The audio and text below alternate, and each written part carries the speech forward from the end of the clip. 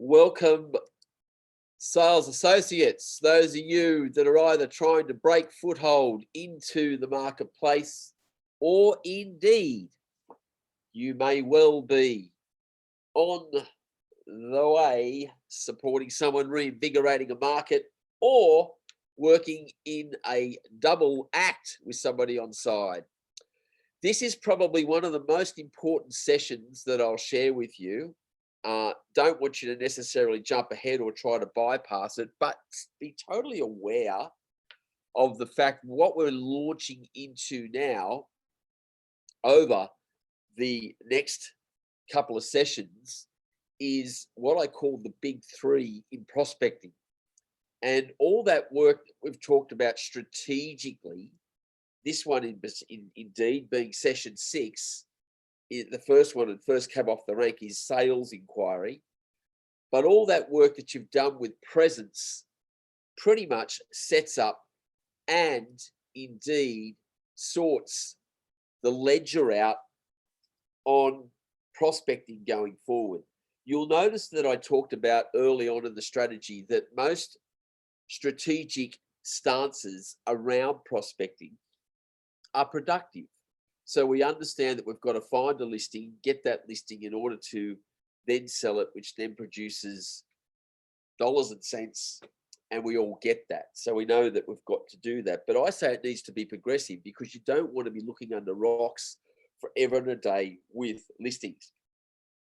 So this section that we're about to talk to deals with, in part, firstly, well, the one that we're going to talk about today, more so with traction, in that the first big inquiry, listing inquiry generator, is that of sales inquiry. Now, you'll notice that I call it sales inquiry, but for many of you, you might be more familiar with it around the terminology of buyer inquiry.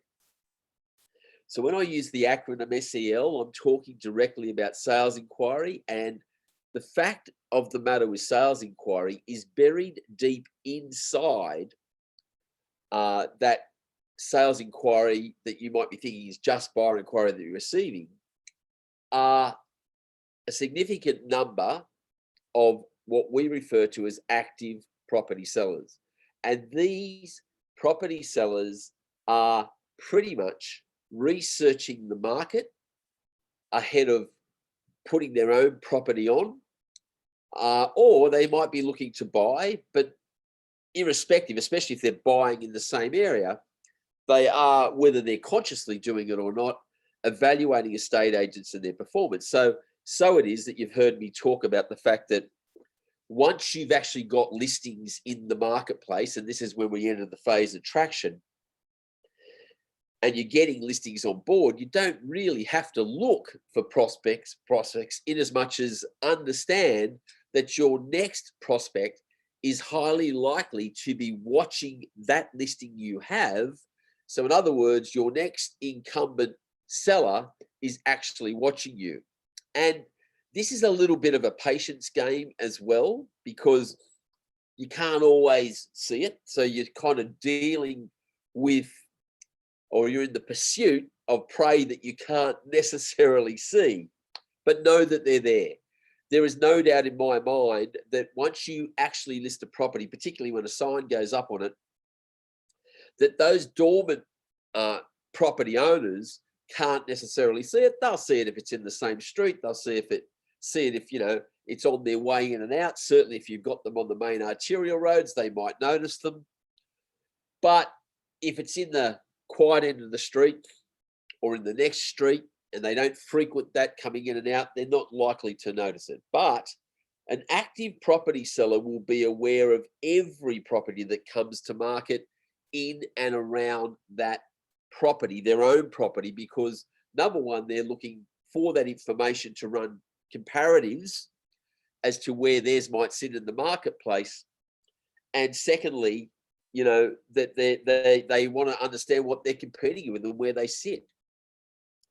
So it is that we say that your next seller is highly likely to be watching you. And a lot of agents muck this up because the message that emanates from that particular sign, especially as it's communicating what's going on with that listing to incumbent property sellers can sometimes be distorted, can often present the agency as incompetent or silly. I'll give you a classic example of this. Imagine most agencies put out what they call a just listed card. Now, this just listed card, because of time constraints, because they don't have a process that's particularly designed to keep continuity around active property sellers, can often go out after the fact. What I mean by that is it can often go out, we put a just listed out, it can go out up to a week after the property's already been listed, a signboard's been put on it, or maybe it's even been advertised, whether it's online, whether it's print media or some sort of ad. So let's just assume this property's gone on the market and, you know, there's been an advertisement out there, online or otherwise, and there's a signboard on it. So we go ahead and we drop out these sign cards that say we've just listed this property. Now, to the incumbent seller who's seen that information almost straight away, sought to actually get some information on it, what's it on the market for, what's it look like, maybe even attended an open for inspection, we get the just listed card out in a delayed fashion. They look at it and it's almost like, we've just listed a nearby property. You say, goodness me, I mean, there's been a sign on it for 3 or 4 days. So it doesn't matter about the dormants. The dormants might look at it and go, oh, I didn't realize there was a property for sale at the end of the street. But to the active, who is the person we're trying to, you know, the seller that we're trying to capture the imagination of, this can actually look quite distorted and look, for all intents and purposes, incompetent. So be very paranoid about the message that you are sending to incumbent sellers. This is absolutely imperative to you getting control of everything that's happening around you. Now, to explain sales inquiry to you, I just wanted to break this up into 3 parts, because if you understand how to properly deal with incoming sales inquiry, and then we move, as we will in the next couple of weeks, to next week of the big 3, welcome homes, and I'll show you how they can become your absolute #1 draw card to incumbent property sellers, knowing that sellers visit these. We call that, you want to turn that into a virtual listing presentation. And the 3rd part is what we call the regenerative prospecting process. This is where we are leveraging 1 listing into 2, 2 into 4, and growing market share. But invariably, those 3, the big 3, are all intertwined, because coincidentally, sales inquiry, has a direct correlation, or comes from welcome homes. Welcome homes sit inside the regenerative prospecting process. So all 3 are intertwined. But let's just deal with sales inquiry today. And to show you how this actually works, how this basically functions, I want to draw your attention to the process by which, and what we're looking to discover here is, what process do basically, oops, a daisy.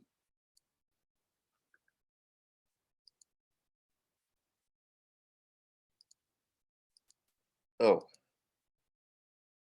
What process do active property sellers go through during, oops, don't tell me that this is. So here's basically what happens. When sellers decide to sell, they decide their motive. This is the key component to them moving forward. So it all starts with the motive. When people decide to sell, they don't just wake up in the morning and say to themselves, gee, I'll just toddle down the road to put the property on with the local real estate agent. It starts with a motive.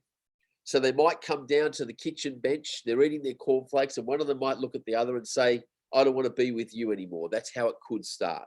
This is important that you understand this in prospecting. It's important that you understand this throughout the life of the listing, because fundamentally, the whole understanding the motive is the key to not just winning listings, but getting the listing successfully across the line in terms of sales. I've lost count of the amount of agents that stupidly or foolishly approach every listing as though the motive or the reason for selling is most likely to be a palatable one. Well, I say be careful around that, because there is as many unpalatable reasons as there are good. So it could be that they're trading up and wanting to buy a bigger property. This is a fantastic thing. It could be that they are indeed, you know, looking to just move on a job transfer. That could be good or bad. But it could be that they're moving for financial reasons, for stress. It could be a financial windfall, that they won a whole lot of money and want to move on with their lives. So there's a whole range of things. It could be that they're empty nesters and they're trading back. So they're big in a big house and they want to get in a smaller house and get on with retirement. But either way, tread carefully. This is not to say that you want to sit around and be Mr. Sad Sack, but you need to be empathetic around this. So once the motive starts, then they move to the second part of the equation. And this is where they say to themselves, how much money do we need or want to fulfill the motive? Not how much money can we get from the house, not because it's all just one big figure around it. And once they've figured out that amount of money, they then start to say to themselves, what's the property worth? What is the house worth? Or the property, the block of land, the unit, even sometimes the investment, how much is that worth? But this is asked in direct correlation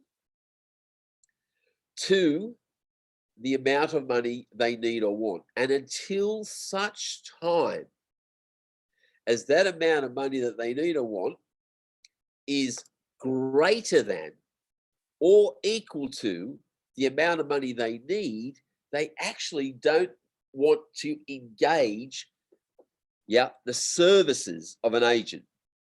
Now, perhaps this is why you can see a lot of real estate agents come to grief, because all the sellers see is the need for an agent based upon them coming in, listing the property and selling it.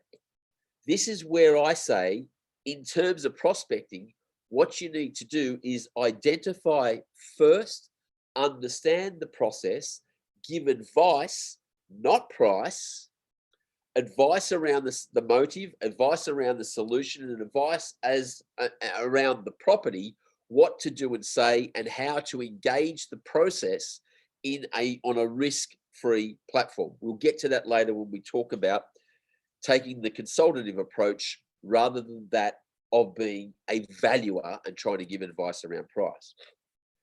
Now, so in order to do this, to research the value of the property in direct correlation to how much money they need or want, they enter 3 phases. The first is the research phase. Now, this is most likely when they're out there attending open for inspections. They're attending or ringing up about properties that they see signboards on. And they may even respond to leaflets and brochures that you put out there, but really only around a pricing viewpoint, trying to get information about properties that are on the market or have recently sold. And the safest thing for them to do, which they do, is pose as a buyer. The reason that they pose as a buyer is because it's kind of safe. Agents tend to not follow buyers up anyway, but even when they do, when they're following up of a buyer, they take on a whole different guise. Now, hopefully you can understand that if you're handling them as a buyer and you're relatively not as competent as you perhaps should be, that because they're a seller, they can make judgments and decide not to use you or your company based on the way they're treated as a buyer.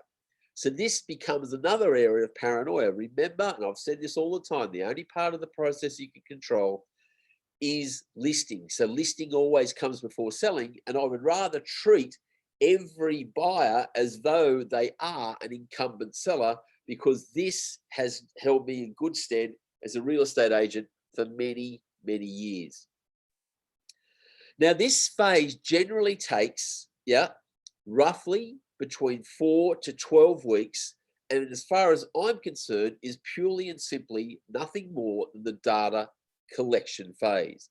So if you're engaging a seller, and I'm not saying that you don't have a crack at finding out whether they're selling, but don't make judgments because they're likely to pose as a buyer because it's safe. And even if you go one step further, look at the open for inspections, take a look at the way in which we acquire property, none of our marketing or advertising suggests to buyers that they are, or to even to sellers researching the market, that they're welcome to attend open homes, that they're welcome to make inquiries on properties purely as a seller. None of our marketing or advertising does this. Well, we change that, certainly with Property Marketer. We change that with what we teach you in dialogue and scripts around this. Understand that there are as many, that there are sellers out there. Once you understand the ratios, once you understand the timing, it's easy to then position yourself in the right spot where you can go ahead. So we color this in a red phase because we say during the data collection phase, it's highly unlikely that they're going to be receptive to any form of listing presentation or anything much short of just giving them the information they want. Now, we want to identify them during this period, and we want to set up a relationship that is conducive to when they are ready, that they will put us on the shopping list and have a look at what we want to say. So very simply, once the data collection phase is done and dusted, they then move, and this is the weird phenomena, after they've satisfied themselves that the property's value is greater than or equal to the amount of money they need or want, they almost overnight completely change their disposition and become highly receptive to any form of prospecting. And we call this the presentation phase. This runs for about anything from 0 to 4 weeks. It can be a few days to as long as 4 weeks. And they are completely receptive to any form of prospecting. And this is where we want to get in pace with them. So what I say in terms of working through sales inquiry, the SEL meaning sales inquiry log, what we're doing, if we go back to that data collection phase, is we're logging all the buyers when they come in. We want 2 pieces of information. If I go back, as you can see here, we want the name, mobile, and email. The fantastic thing about this is that those 2 pieces of data are very consistent. They are transportable. So in the good old days when I was selling real estate, when people moved, their telephone number changed because they were basically landlines, and so too did their address because they were moving house. So it's very hard to keep data clean. But these days, if you secure the mobile phone number and you secure the email address, these are transportable, so your data can remain fairly consistent as people start to move around.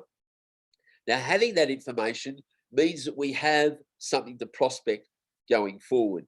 So when we get into this presentation phase, this is why I constantly say to salespeople, in terms of the sales inquiry, you just want to run sales trainer dialogue, which I'm about to share with you. And if you run this dialogue succinctly, the way in which I'm sharing with you, you will find property sellers.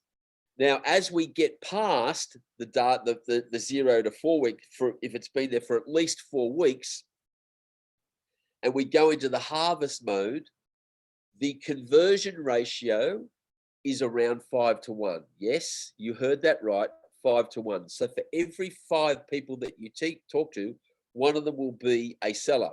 Now, if you're not getting these numbers, it's not that they're not there. It's most likely that the dialogue that you are using is not conducive to them volunteering this information, or the way in which they contacted you and your agency has caused them to already make a decision to refrain from utilizing your services.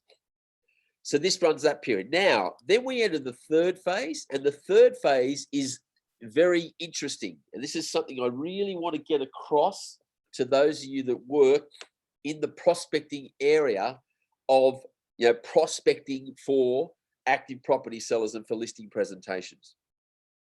And if you're taking notes, please write this down. The prospecting does not stop at the point of the listing presentation. Once the listing presentation is done, and it used to be a little bit different, but people generally made a decision on the day or within 24 hours of a listing presentation. These days, it can take as long as 4 weeks before they decide upon an agent. And that happens in almost 80% of cases these days. So we say that the prospecting has to continue all the way up until the point where they've actually decided on an agent. And we say that during this period, the selection phase, they are typically assessing and validating the value that they get from each agency according to the presentation they've received. So we say that you need to run what we call reinforced product marketing all the way through this phase. What does that involve? Well, I'll get onto that in more detail as we go forward, but this is just to get you to understand how this reverse engineers. So just get those phases correct in your own mind. The first 4 to 12 weeks is basically the data collection phase. That's what we're doing. We're providing good, courteous service. And yes, we're having a go and asking them whether they're actually selling in order to buy. But if they resist it, don't get too stressed about that. Understand, as long as we get good data, the integrity of their data has the name, mobile, and email, we can come back and harvest it with the sales trainer dialogue. And then after the presentation, we run through the product marketing and everything else that's associated with that. So once you understand how that all works, then we can make it pretty clear as to what you do in order to win listings outside of this. So if you have sales inquiry and its integrity is intact, you then run this simple dialogue. So first up, I say the first place to look is for the data in the sales inquiry log that's at least 4 weeks old and older. And the dialogue is relatively simple. You ring up in that sales inquiry log. The first thing you do, as we've talked about here earlier on, is you apologize for calling. So the call goes pretty much like this. Good afternoon, John, is it? Sorry to bother you. This is Mark from ABC Real Estate. Look, you attended an open for inspection of ours back in May of this year at number 72 Long Street. Have you purchased as yet? Now, I ran that relatively slowly, but basically what I'm doing from the top, state that I apologize for calling, so sorry to bother you. Outline the nature of the inquiry. You called off one of our signs, you called off, trademe.com, you called off realestate.com, whatever it was, with an inquiry, back in whenever it was, and then just basically say, have you purchased as yet? So we're giving them, even if they are an active property seller, we're giving them their head and treating them as a buyer because they most likely were behaving that way. They will then respond. It could be anything from a simple no, we haven't purchased as yet, all the way through to a lot of people have a propensity to give you their whole struggle to find the right property. Well, we're still looking, blah, blah, blah. We see this or we almost bought that, and just let them talk. Whatever they do, just let them talk. The moment they pause and they've said what they have to say, you then simply say, do you have something to sell? Now, if they say, what's that? Just do it slowly. I say, do you have something to sell? The reason that I say something rather than do you have to sell your property or otherwise is quite often sellers might have some other thing that they're looking to sell in order to then make good to buy. But in particular, as it relates to real estate, it could be an investment property. So if you say, do you have to sell your property in order to buy, yet they're looking to sell an investment property in order to buy the home, they may not tell you about this. And quite often, that investment property can be right smack bang in your area. If it's in another area out of area, there's an opportunity to on-refer that to an agent that you work with more readily. So I just say, do you have something to sell? And it tends to be less confronting. Remembering that I've always refrained from the question in any form of prospecting and saying to someone, do you have to sell yours in order to sell? or are you looking at selling? And don't, whatever you do, make the mistake of using the word home. Do you have to sell your home in order to buy this? Because sellers sell property and houses, buyers buy homes. Remembering that, it's a simple language faux pas that can just go right. Now, if you use this dialogue the way that I'm showing you and you hit the inquiry log, you can generally get through roughly 40 calls per hour, inclusive of connects. So if all 40 were connects, you can generally get through them because it's a simple, do you have something to sell? They say no. Now, if they try to prolong the conversation, if they then go to move to the next phase and they say, no, we haven't found anything. Do you have anything else? Do not fall into what I refer to as buyer quicksand. So I basically say to them, no, the job I've been given today is to locate property sellers. So I do have something for you. So I can take it that you're still in the hunt. They say, yes. Can I just check your email address? We'll be sure and let you know the moment anything comes up. Thank you so much for your time. Get out of there. Because in prospecting, I say what you mean what you say, do what's important, and stick to your guns around that. So stay on the prospecting bandwagon. Now, that's it. That's all you've got to do to focus on buyer inquiry. Get this right. Now, it's been basically 30 years. People still ask me how I was able to locate more than a dozen property sellers every month and list them month in, month out. I used the sales inquiry log back to front. I mean, to be honest with you, it was probably not just the primary source. In the end, it was the only source that I had to engage in because listings basically beget listings. And if you are conscious of this and you work around the listings that you've got, you can say this comfortably. Now, here's the thing I happen to know about sales inquiry. Those of you that have been fearful or reluctant around any form of real estate prospecting. You see, it's not cold calling. It's warm to hot calling. Why? Because these people have contacted a real estate agency. And here's the thing I happen to know about sales inquiry.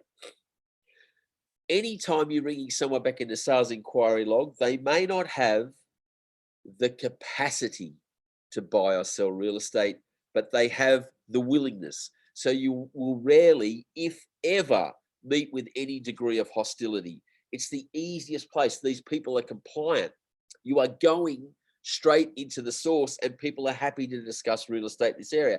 If anything, the one thing you want to avoid, as I've already pointed out to you, is getting into in-depth conversations with buyers only about properties that might be coming up. Don't fall into that buyer quicksand and don't start talking about a property that you might have coming up or even some property that you haven't actually listed yet that they might want to buy. There's nothing to be gained in doing that. The moment I realize that they have already listed or they've sold with somebody else or they don't have a property to sell, I can't wait to get out of there. Now, the third phase of buyer inquiry is once that listing presentation has taken place, and we'll talk about this as a later date, once you've gotten past the listing presentation is product reinforcement. So if you want to know how to passively keep in touch, especially if you're supporting an agent, these are some things that you can just jot down now, make a note of, but I'll discuss these in more detail on another session or a later session of Property Careers Prospector School. But you need to send out any form of pre-listing kit. What we prefer to send out is what we call the Property Sellers Research Guide. This is great information for property sellers on what they should do. That's if they haven't gotten it already prior to the listing presentation. You need to SMS them. So once they're actually listed, once they've had the listing presentation, you need to send them evidence by way of SMS texts about sales that are being made in the agency. This reinforces the fact that you're doing stuff. You need to send them invitations to subsequent open for inspections that you are holding, especially those that are close by to them. Now, you might have met them at an open for inspection. This doesn't mean that you shouldn't be continually inviting them, because this again is product reinforcement and keeps people in the know. Now, inside of that invitation for them to come and see an open home, point out the subtle differences, which we'll talk about in the next session, of what's so special about your open for inspections, which we call welcome homes in comparison to other agents. And then, of course, send them loads of accolades and testimonials, recommendations that you're getting from current and past clients so they can see that. One of the things we send them, we recommend that you send them 2View websites, which is an add-on. So you can say, if you list with our property, you get dedicated property websites. We'll talk about that at a later date through Property Marketer and so on. These are the things that you do with sales inquiry. But to master the art of sales inquiry, it all starts with you collecting that data now, because the data that you might be trying to harvest, it's not ripe, it's not ready. If you've got all this data in place, you wait 4 weeks and jump into the prospecting bandwagon in that area, you will find that you will generate lots of inquiry. Now, a lot of people say to me, but what if a lot of the sales inquiries for other areas? Well, you just need to look at the sales inquiry that's been for listings that are in your service area. They're the ones that you focus on calling back, because the likelihood of the sellers being inside and around those listings that you've already got in that patch in your marketing precinct are going to be the ones that are gold. I hope this helps. I'll get this out to you in a audio recording. My name's Mark Dwyer. You can reach me at Mark, M-A-R-K, at propertycareers.com.au. My number is +61 410 592 165. I hope you've enjoyed this session, and we look forward to catching you on the next session when we'll talk about the second of the big 3 generators, welcome homes. Until then, prospect and prosper.